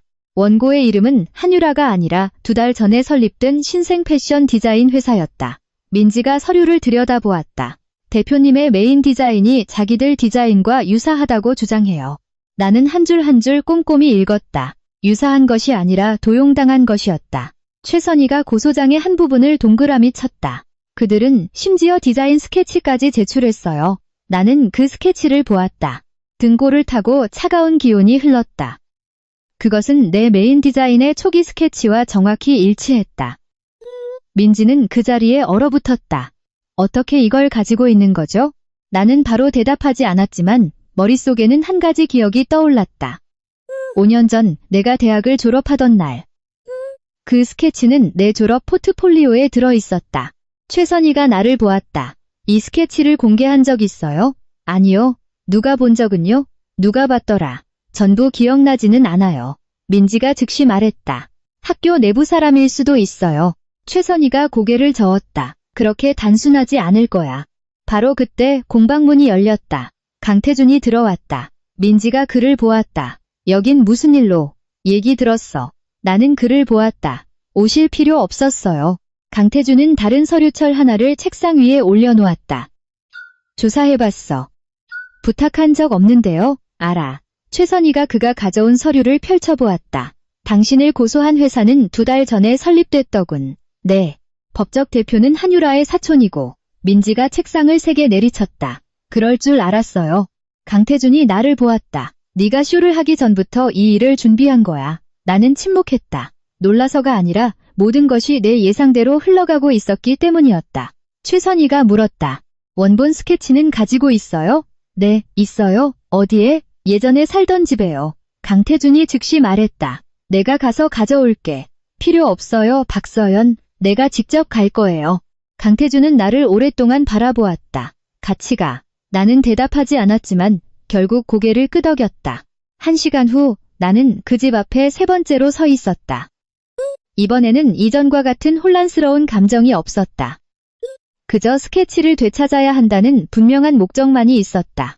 시어머니가 문을 열어주셨다. 서연아. 네, 어머님, 물건 가지러 왔니? 네, 강태준이 내 뒤에 서 있었다. 그녀는 그를 보고 다시 나를 보았다. 더 이상 묻지 않고 그저 나지막이 말했다. 내 물건들은 그대로 두었단다. 나는 예전 방으로 올라갔다. 방구석의 나무 수납장은 내가 떠나던 날 그대로였다. 나는 맨 아래 서랍을 열었다. 갈색 종이 상자가 그 자리에 있었다. 나는 상자를 열었다. 안에는 내 졸업 포트폴리오가 들어있었다. 강물을 모티브로 한 한복 드레스 스케치는 원래 있던 자리에 그대로 있었다. 나는 안도의 한숨을 내쉬었다. 아직 있구나. 강태준이 뒤에서 스케치를 들여다보았다. 이게 원본이야? 네. 그때 네가 그린 거야? 네. 강태준은 몇 초간 침묵하다가 작게 말했다. 한 번도 본 적이 없었어. 알아요. 나는 포트폴리오를 들고 내려왔다. 공방에서는 최선희가 기다리고 있었다. 원본을 보자 그녀는 고개를 끄덕였다. 이거면 충분해요. 민지는 안도의 한숨을 쉬었다. 그럼 우리가 이긴 거죠? 최선희가 고개를 저었다. 아직 아니야. 왜요? 그들에겐 아직 한 수가 더 남아있어. 나는 그녀를 보았다. 무슨 수죠? 최선희는 내 눈을 똑바로 쳐다보았다. 그들은 이 스케치가 당신 것이 아니라고 주장할 거야. 민지는 멈칫했다. 그럼 어떻게 증명하죠? 최선희는 천천히 대답했다. 증인이 필요해. 바로 그때 내 전화가 울렸다. 아주 익숙한 번호였다. 내 대학교 마지막 학년 지도 교수님이었다. 나는 전화를 받았다. 여보세요, 교수님, 서연 학생. 네, 기사는 봤네. 네. 그 스케치, 자네 것이 맞지? 나는 가만히 서 있었다. 하네, 맞습니다. 하네, 내가 증언하겠네. 하네, 나는 잠시 눈을 감았다. 안도감이 온몸으로 퍼져나갔다. 감사합니다, 교수님. 하지만 전화를 끊자마자 전화가 다시 울렸다. 새로운 문자 메시지가 와 있었다. 보낸 사람은 한유라였다. 만약 법정에 선다면 추가 증거를 제출할 거예요. 나는 그 글자를 오랫동안 바라보았다. 마음속으로 나는 마지막 전투가 정말로 시작되었음을 알았다. 법원에서의 첫 심리는 햇살 좋은 아침에 열렸다.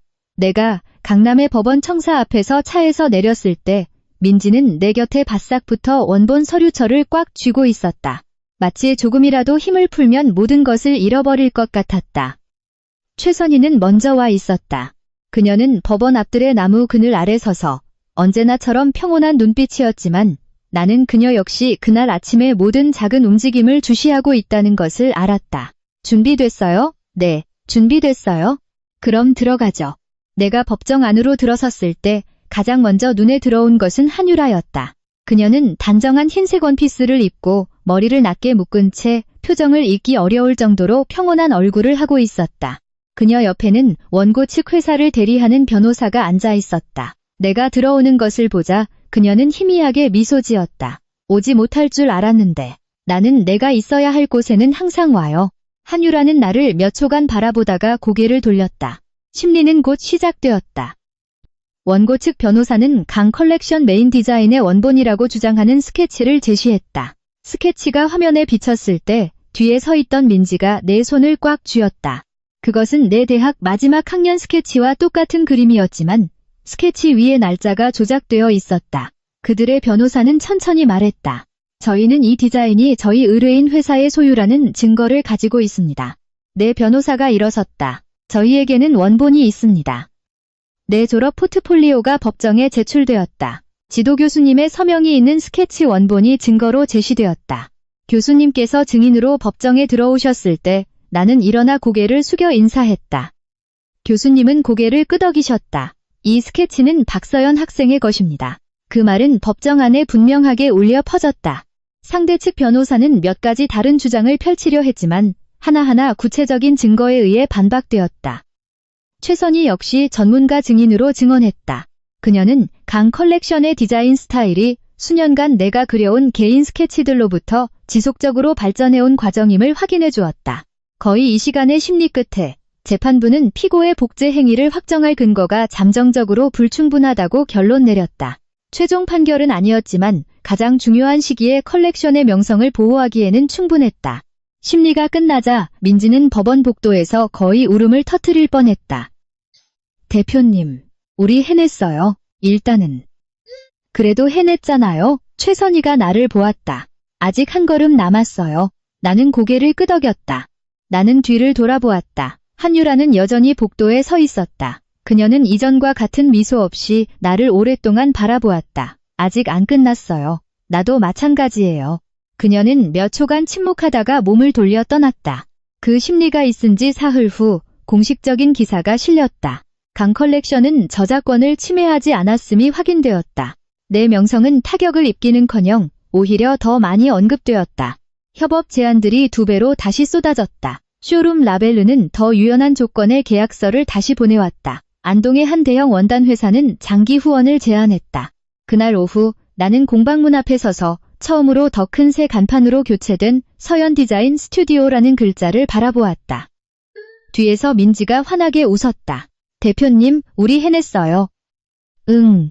후회되는 거 없으세요? 왜 후회해야 하는데? 강씨 집안을 떠나셨잖아요. 나는 눈앞에 작은 골목을 보았다.